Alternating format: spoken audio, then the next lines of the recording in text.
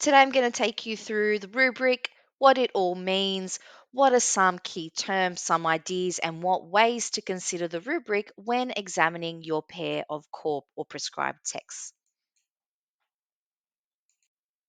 So, if you go onto NASA's educational website, you'll be able to find a copy of the Module A rubric, the A4-page copy. You might have even received it from your teachers already, but that's the starting point. If you hadn't had a look and read the rubric, I want you to take a moment now to jump online and access it and have a read. And when you come back, I will take you through the key points and key ideas.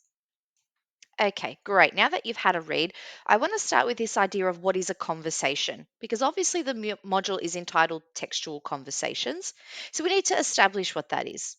So, in general terms, when you have a conversation, it's a dialogue between people in specific contexts. Now, usually we tend to think of it as the dialogue between people, in a shared or given context. And this is maybe where the rubric will delineate a little bit in that for some of these pairs of texts, they might be taking place in similar or shared contexts. With some of them, though, they might actually be taking place in varying contexts across time, across decades, and across different milieus or contexts.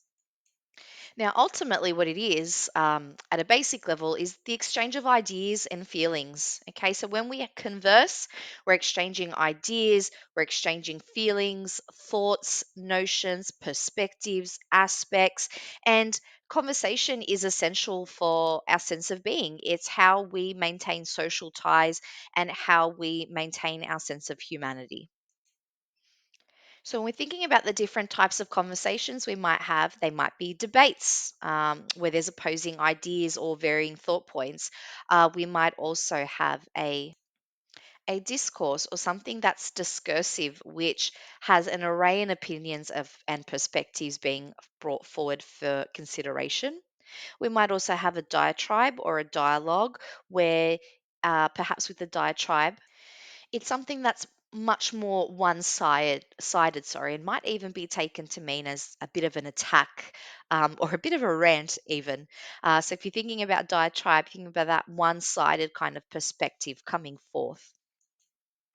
Now, if we were to translate that idea of the conversation between your pair of texts in your study, the important thing to think about is, well, what is the significance of conversation within the text? What exchange of ideas, feelings, perspectives might be taking place?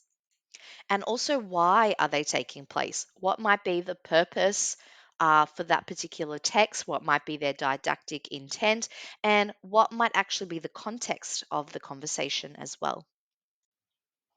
Okay, so some things to keep in mind moving forward with the module and its focus is that this is an exploration of a pair of texts. Okay, so it's a bit of a comparative study in that regard.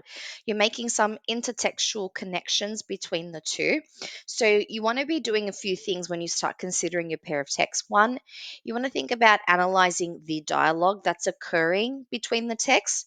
So think about firstly, and I'll break this down further as we go, but think about what is the dialogue or the conversation or what messaging or perspectives are taking place in the earlier text or the hypertext and and what is taking place in the newer text. Is the dialogue that's taking place being reaffirmed or is it being challenged or reshaped in some way? The other thing you might want to consider is what is the type of creative energy and relationship that's occurring between the texts. So, what has shaped or inspired, each individual text, and also is the newer text or the hypertext being inspired in some ways by the older, by the latter, and then what new interpretations or insights is the newer text making based on the influence of context. Something that might help as well, think about the approaches in your pair of texts, is looking at literature as a sense of self expression. So, how is the author in each text using their form of literature in order to express themselves, to express their world, and to express their perspectives? And then you look at that as a comparison. Is there a delineation in some way with these authors? Is it the same text type? Is the same form being used? Are they two very different text types? And the newer one is, adapting or appropriating the original text in a newer format or for different and new audiences. And so, lastly, you also want to think about the textual forms then being a vehicle to allow you as a young student, allow you as the modern audience to be able to access some of the contextual paradigms or the contextual forces or the zeitgeist or the milieu of that time, and looking at the key ideas that the author is presenting and considering how they're universal, how they translate as well, to you as a uniquely modern young audience as well. And so if you look at those ideas that are universal, that are relatable, accessible, that might be your sort of starting point for developing your own approaches and responses in the future as well.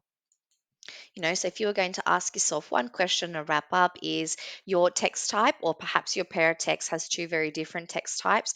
How are they serving as a form of expression for either author?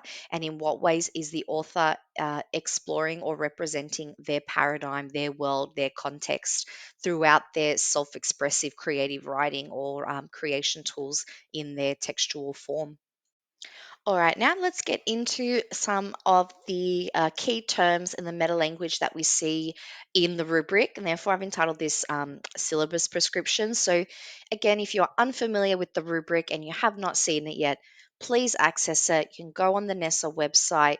You can type in HSC English prescriptions 20, I believe, 19 to 2025 think, or 26, and you'll be able to see a document with all the different rubrics, and you'll be able to find your Module A Advanced Textual Conversations rubric there. Please take a moment, have a look, zone in, consider some of the key terms there and some key ideas being brought forth. Okay, now some key insights that we get from the rubric itself is that there's an emphasis on the terminology of resonances and dissonances between the texts. We'll look at that more deeply as we move on in this video as well. But looking at resonances and connections, and waves of connection, and looking at dissonances in terms of separations, newer perspective, a change, a contrast, even perhaps. The reimagining of text is something that also becomes emphasized in the rubric. You're looking at how perhaps the newer text has reimagined or appropriated or adapted or reshaped some of the messaging or the ideas or perspectives in that as well. And also looking at this idea of the relationship between the texts, I think that's one of the key things that I often take away when teaching Module A to my students is not only are these texts rich texts on their own right, but think about the power that we have in not only examining but relating to them when we study them in unison. Because then we have, for example, a deeper appreciation of perhaps the original text and the hypertext, and we might also then have a real sense of connection to maybe the more modern interpretation.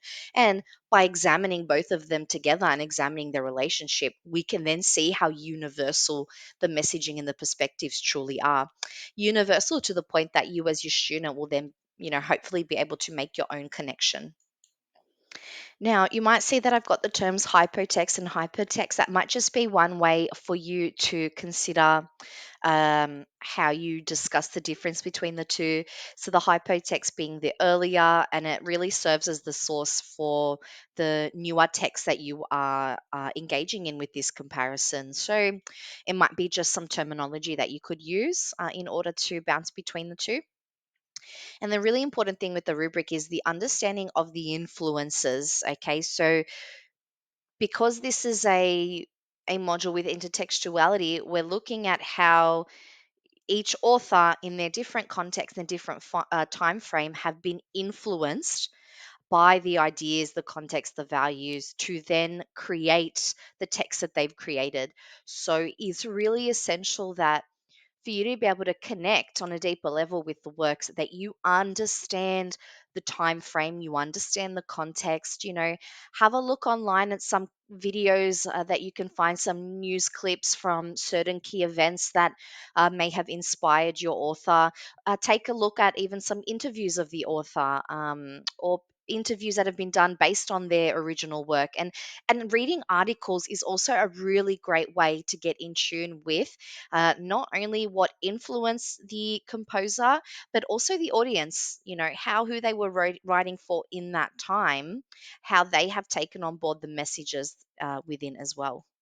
And so then the big kind of question here for you to reflect on and consider is why it's important to compare the texts. Not only to compare those specific texts, but what actually happens when we compare other forms of literature. How does the power of intertextuality start to come through as well? And we'll talk a bit more about intertextuality in a couple more minutes.